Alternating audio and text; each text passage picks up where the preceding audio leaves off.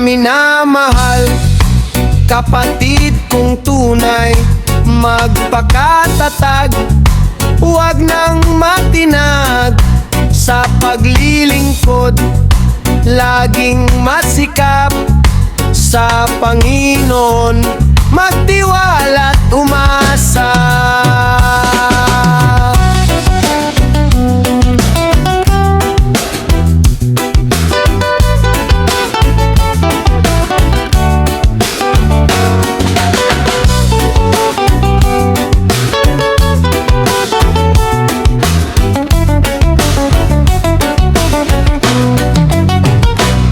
Kaya nga, mga minamahal kong kapatid, magpakatatag kayo at huwag matinag.